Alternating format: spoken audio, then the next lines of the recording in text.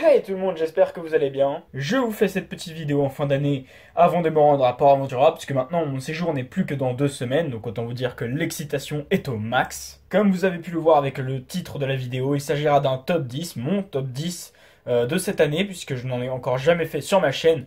Et puis, vu les coasters que j'ai raidés cette année, toutes les découvertes que j'ai pu faire, et ben c'est le bon moment pour faire un top 10. En plus de ça, ça pourra peut-être en éclaircir certains sur des parcs à faire l'année prochaine. Donc voilà, c'est parti avec mon numéro 10. En 10e place, Silver Star.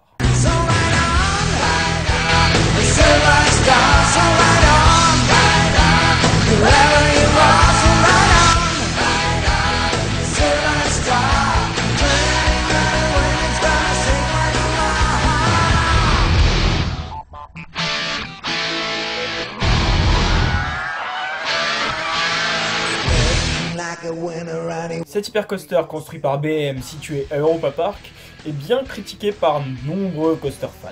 Et moi-même j'avoue que j'ai pas mal de choses à lui redire, mais il ne faut pas non plus nier que c'est quand même un très bon coaster. C'est du BM, c'est de la qualité, c'est fluide, même si par quelques moments il y a des petites vibrations, qui ne sont pas non plus exagérées, hein, ça reste quand même supportable bien sûr.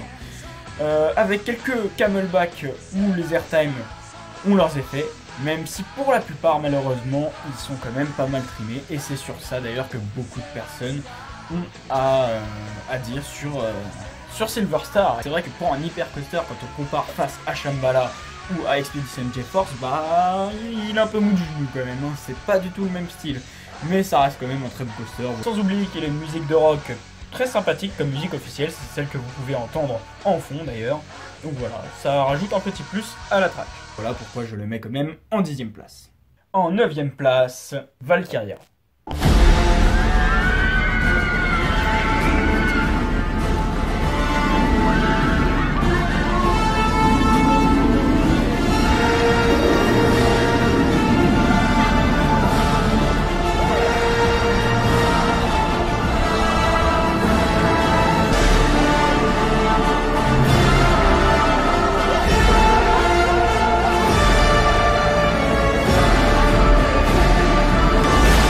Cette toute nouvelle dive machine sortie cette année dans le parc Liseberg situé en Suède, donc construit par BM bien évidemment, puisqu'il n'y a que qui font des dive machines, possède le layout le plus long sur une dive machine que vous pourrez trouver en Europe. Même si en effet c'est encore un peu trop court comme layout, hein. De toute façon les dive machines, j'ai tendance à toujours dire qu'elles sont courtes, hein. Une très belle first drop de 50 mètres qui décoiffe, puisque c'était en plus de ça ma toute première dive machine, donc une first drop inclinée à 90 degrés de 50 mètres, ça fait bien son effet, je peux le confirmer. Suivi de cela un très bon Himmelmann, un très bon Zero G-Roll. Concernant sa théma, c'est très joli, puisque nous sommes sur une base de la mythologie nordique. C'est un style de théma que j'adore. Voilà, je pense que c'est très clairement la meilleure dive machine européenne. En 8e place, Dragon Khan.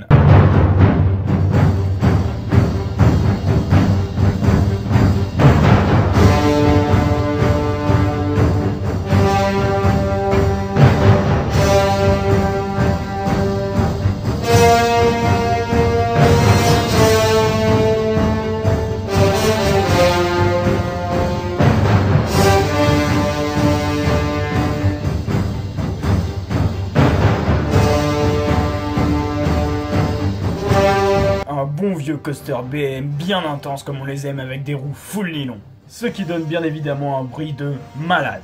Le Zero G-Roll qui est le plus costaud en G de tout ce que j'ai pu faire, provoquant un gros airtime en sortie d'inversion pour vous renvoyer sur le Cobra Roll où vous perdez tous vos repères tellement que c'est puissant. Des double corkscrew qui sont bien loin de ceux de Goodurix dont on a l'habitude. Dragon Khan, malgré son âge, reste quand même un très bon coaster, malgré qu'il y ait quelques à-coups par moment. Mais au fur et à mesure que le coaster chauffe, les vibrations disparaissent, il n'y en a quasiment plus aucune. Et de toute façon, c'est des petites vibrations, rien de bien violent, hein, faut pas déconner non plus. Le petit problème que j'aurais à redire sur Dragon Khan, c'est le train qui a ralenti un petit peu trop dans la zone de middle break. Il freine un petit peu trop pour ma part, et je trouve que ça crée un petit temps mort. Mais mis à part ça, c'est un très bon coaster, je n'ai rien à lui redire. Donc une chose est sûre, il mérite bien sa place à Port Aventura. En 7ème place, The Monster.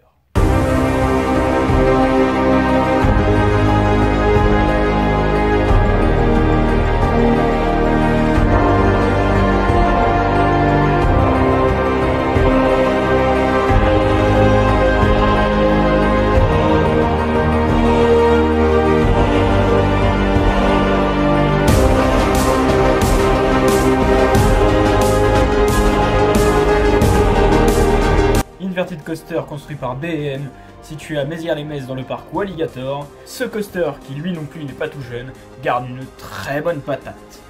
Fluidité, intensité brute, aucun temps mort. Tout est parfait dans le layout de The Monster, je n'ai rien à redire à ça. Le problème ne vient pas plutôt du ride en lui-même, mais plutôt de ce qui l'entoure, la thématisation, car sur The Monster malheureusement il n'y a aucune théma, et ça malheureusement c'est le parc qui en est la cause. Car pour un coaster aussi bon que celui-ci, il mériterait quand même une belle couleur de rail, une bonne théma. C'est vraiment ce qui manque à ce coaster et c'est pour ça que il n'est pas plus proche du top 1 dans mon classement. Et ça c'est vraiment dommage. Donc Walligator, si je peux vous conseiller quelque chose, au lieu de faire beaucoup de retracking d'Anaconda, qui est un coaster de toute façon qu'on juge moyen, bof, voire pour certains merdique, je vous conseille plutôt de vous occuper un petit peu de The Monster, de l'aménager, de le repeindre. Ça fera des heureux, notamment moi. En 6ème place, Black Mamba.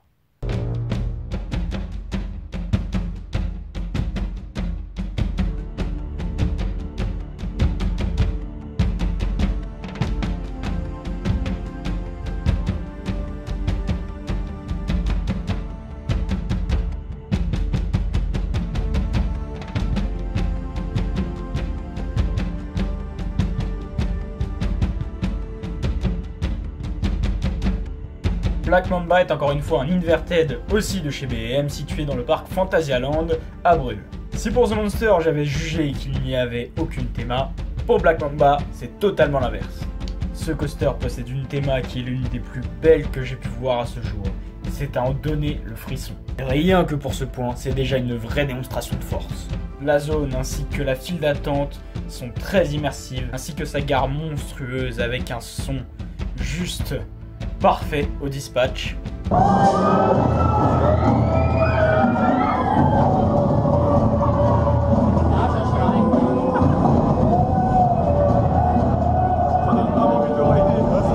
Et suivi de son ride qui est vraiment surprenant. Car quand vous faites Black Mamba le matin, j'aurais tendance à dire qu'il est un peu mou du genou.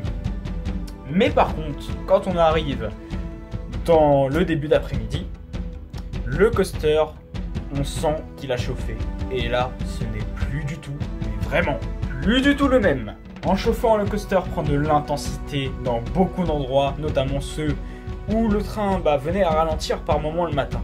Mention spéciale à cette déjà first drop qui nous file un gros airtime, qui est quand même bien puissant. C'est surprenant la première fois qu'on le fait dans ces conditions-là. Et le Zero G-Roll qui est pour moi mon Zero G-Roll favori. C'est un mélange, pour vous donner une idée, du Zero G-Roll d'Osiris qui commence planant et ça termine d'un coup à la The Monster. Donc vous êtes aspiré doucement et d'un coup, ouah, gros vortex. C'est vraiment incroyable ce Zero G-Roll, qui est une sensation que je n'avais encore pas vue sur d'autres coasters. S'ensuit un gros overbump and turn qui nous file une bonne poussée d'accélération pour repartir et prendre des flat spins en rasant le sol et en frôlant les rochers. C'est vraiment immersif, ce ride est vraiment très bon. On pourrait le juger peut-être un petit peu trop court, mais très honnêtement ce n'est pas non plus la mort. Franchement, je trouve qu'il a quand même une bonne longueur et que c'est très satisfaisant comme ride. Donc Black Mamba, l'après-midi surtout, allez le faire, vous ne serez pas déçus. En 5ème place, Red Force.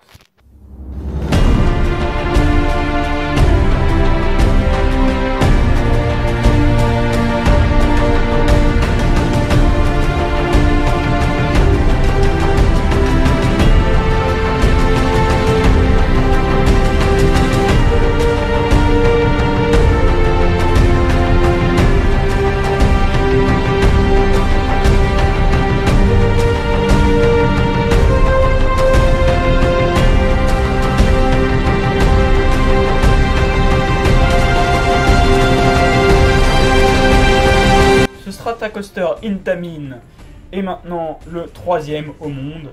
Et c'est le seul qu'il y a en Europe. Celui qui s'en rapproche le plus, c'est Stealth à Thor Park. Et bien évidemment, ce n'est pas les mêmes hauteurs, puisque Stealth ne fait que 60 mètres. Là, nous sommes sur 112 mètres de haut. Un launch qui se veut très fluide, où on n'est pas arraché d'un coup comme Ferus Baco, c'est totalement différent.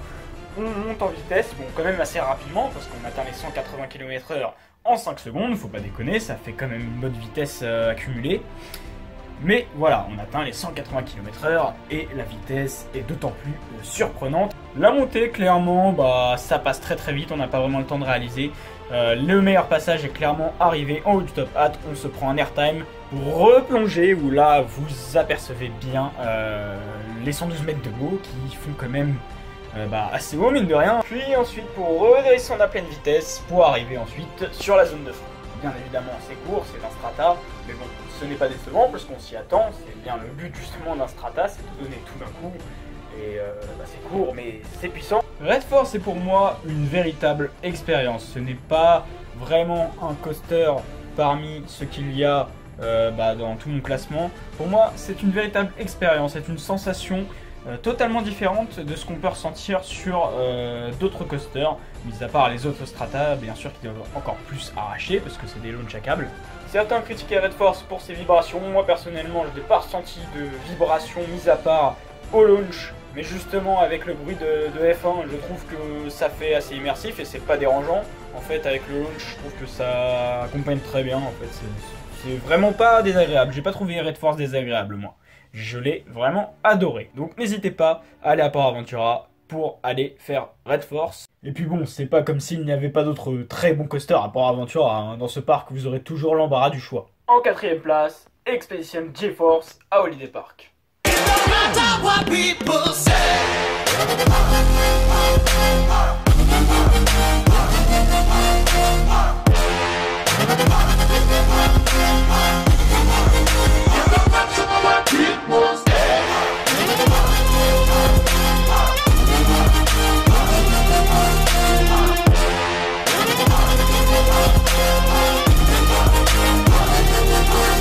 Construit par Intamin, ce coaster est un vieux de la vieille. C'est un incontournable, c'est une légende au niveau de ses airtime. Ce n'est vraiment pas à manquer. Une first drop twistée fortement inclinée qui nous tire de les décrochages du lift. Là on y reconnaît la puissance Intamin. Des airtime ejectors très puissants, qui font d'ailleurs la renommée de ce coaster, puisque je rappelle que GF est le 2e coaster à avoir les airtime les plus puissants du monde, juste derrière Skyrush. Donc forcément, les airtime, c'est le point central de ce coaster. Le train garde une très bonne vitesse tout le long du ride, mais mis à part ces camelbacks, je trouve que le coaster manque d'éléments surprenants. Ce que j'adore tout particulièrement chez Intamin, c'est leur côté à faire des rides qui possèdent des éléments qui passent assez brutalement. Prendre des gros airtime, des changements de direction très puissants qui nous relancent et nous redonnent encore plus de vitesse. C'est ça que j'adore vraiment chez Intamin. Je trouve que dans ce coaster, entre les camelbacks, on manque d'éléments qui nous rappellent bien la patte Intamin. On manque de gros changements de direction bien puissants. Et j'aurais aimé voir ça. Niveau dispatch aussi, ça s'avère un petit peu lent parce qu'il n'y a qu'un seul train sur EGF. Bon, c'est dû à un incident qui est arrivé il y a quelques années de cela, mais du coup EGF n'a qu'un seul train. De plus, le dispatch en gare prend un petit peu de temps, donc je ne vais pas vous cacher que le débit, c'est vraiment pas terrible. Mais bon, malgré tous ces défauts, je vous recommande quand même d'aller au moins une fois au Holiday Park pour rider Expedition GeForce, vous ne serez pas déçus. Il a quand même de très belles prouesses, et c'est vraiment à faire, comme je vous l'ai dit au moins une fois. En numéro 3, Helix.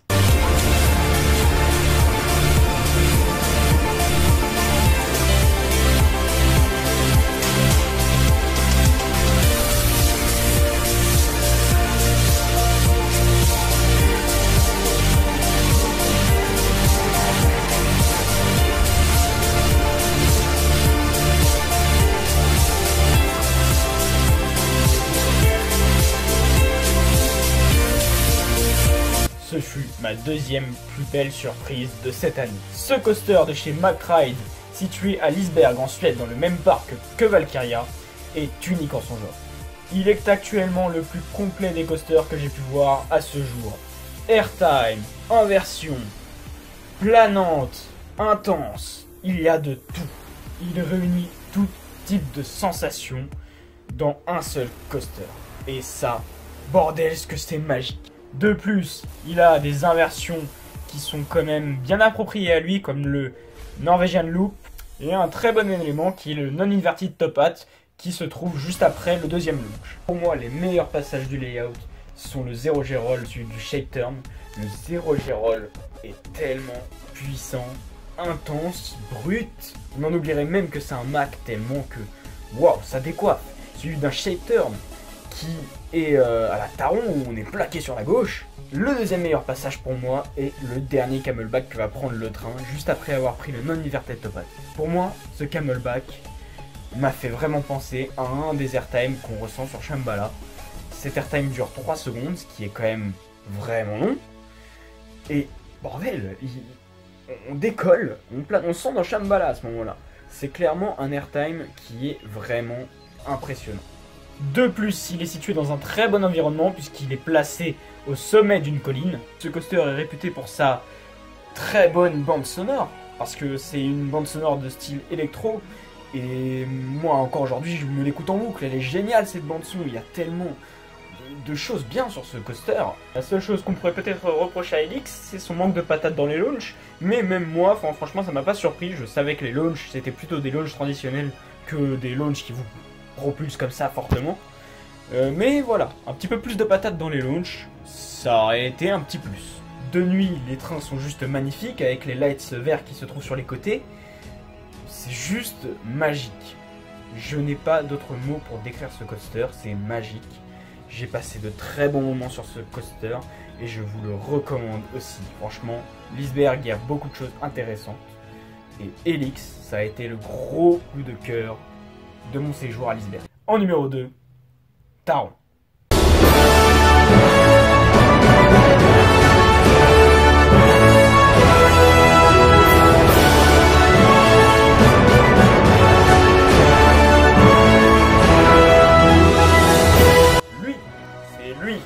Gros coup de cœur de cette année. Ce Blitz in Tamin, sorti en 2016, qui se trouve à Phantasialand en Allemagne, est juste une pure tuerie. Quand j'entends Taron, je pense à la puissance dans sa plus grande force. Ce coaster, c'est clairement une démonstration de force. Déjà, quand vous arrivez dans la zone de Klugheim, vous avez le frisson. Moi, clairement, j'en avais les larmes aux yeux, pour vous dire.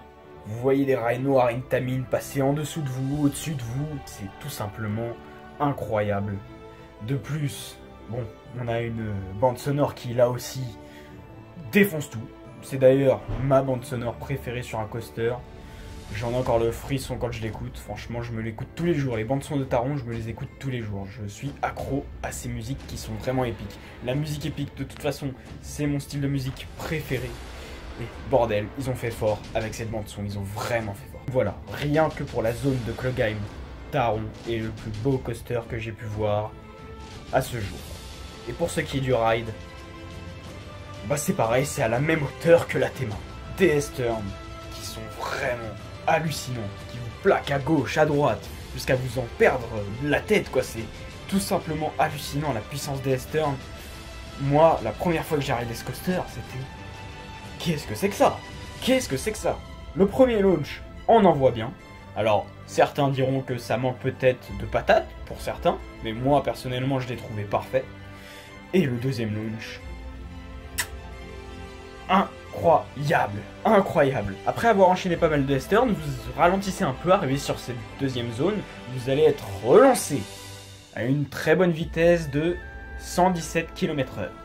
Et j'adore cette poussée qu'on ressent quand on arrive sur le deuxième launch, avec le bruit de l'accélérateur in Tamin, que j'adore, qu'on retrouvait sur Red Force déjà. Et on le retrouve là. Et punaise que c'est jouissif. De plus après vous prenez une drop, vous frôlez les rochers en rasant une cascade, vous prenez des gouttes d'eau. Ce qui peut faire un peu mal au visage par moment d'ailleurs. Vous arrivez au sommet, ça y est, vous êtes au plus haut point du coaster, à 30 mètres de haut. Où vous allez enchaîner S-turn, S-turn, S-turn, overbank and turn, S-turn. Ça ne s'arrête jamais, tout en frôlant des rochers. C'est juste un ride de malade. Et c'est clairement d'ailleurs mon ride préféré. Mais là, justement, Voilà pourquoi il n'est pas à la première place. Taron est un très bon ride, il a un décor de malade, une ambiance de dingue, il a un très bon débit puisqu'il y a 4 trains et ça tourne vraiment vite. Le problème, c'est sa fiabilité. Désolé de le dire, mais les launch Intamin ont un gros problème de fiabilité. En particulier les launch LSM Intamin. C'est vraiment un gros problème parce que sur les 6 fois où je suis allé à Fantasyland, il n'y a eu qu'une journée où Taron n'est pas tombé en panne. Mais tous les autres jours, il est tombé en panne. Et ça a été des fois des pannes qui duraient jusqu'à 5 heures. Donc ce n'est pas possible. C'est vraiment un gros point noir pour Taron, ça, malheureusement. Et c'est pour ça qu'il n'est pas en première place. De plus, bon, ça après, on n'y peut rien, quoi. Malheureusement, c'est comme ça. Mais c'est vrai que ce coaster a tellement hypé de monde que tout le monde va sur Taron. Et du coup, l'affluence sur Taron est tout simplement très élevée. À chaque fois que j'y suis allé, il y avait du monde. Il y a eu 2 fois où Taron était allé dans les 20-30 minutes. Mais sinon, il est monté des fois dans les 1 heure, 1 heure et demie. Voilà, c'est démesuré. Donc, malheureusement, il y a beaucoup de monde sur ce coaster. Et donc si on veut chain ride, c'est compliqué parce qu'il n'y a pas en plus de fil express. Il n'y a pas le quick pass pour Taron et c'est vraiment dommage pour ça. Après, c'est peut-être une raison que le parc a et donc je peux le comprendre. Mais voilà, du coup, si vous voulez chain ride Taron, c'est compliqué. Il faut dans ce cas venir un jour en semaine dans une période faible en affluence et là vous pourrez profiter. Mais sinon, c'est un peu compliqué de profiter beaucoup de fois de ce coaster. Voilà, Taron est mon ride préféré. Mais dans sa globalité, ce n'est pas mon préféré parce que c'est mon ride préféré, mais c'est aussi ma plus grosse frustration. C'est le coaster qui m'a filé le plus de frustration. De le voir en panne ou alors de le voir blindé de monde, c'est vraiment, vraiment frustrant. Donc bien évidemment, allez le faire parce que vraiment, vous allez prendre une grosse claque sur Taron. Ça, je vous le garantis. Et c'est pour ça aussi que je prends un pass annuel l'année prochaine. C'est pour aller le rider plusieurs fois. Parce que c'est tout simplement mon ride préféré. Et à chaque fois que je le fais, je prends un malin plaisir. Nous passons au numéro 1. Le best de tous.